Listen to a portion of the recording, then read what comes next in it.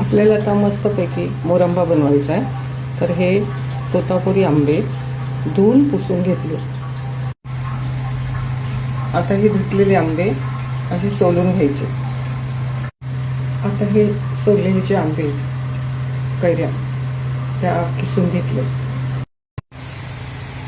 हा किसलेला आंबा 2-4 लवंगा फ्लेवरसाठी, 2-4 मिरी, तमालपत्री आणि इलायची असं घालून 1 किलोला किमान 550 ते 600 ग्राम साखर, कारण जास्त गोड टाकला तर तो आंब्याचा फ्लेवर लागत नाही.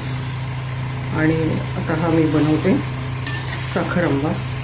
आणि हलकीशी थोडीशी हळद टाकायची त्याच्यामुळे कलर चांगला येतो. हे तुम्ही पाहू शकता. आणि घट्ट होईपर्यंत शिजवायचं.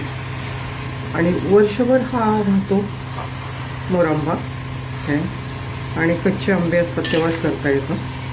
मी आता 2-3 वेळा बनवलं आहे, पण आज रेसिपी टाकावी तर मी फोटो टाकतेच आहे.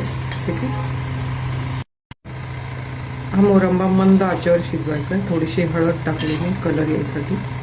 आणि बारीक गॅस करून घट्ट होईपर्यंत शिजवायचं आहे. खूप छान फ्लेवर लागतो. तुम्ही 12 महिने पण कैरीचा आस्वाद घेऊ शकता.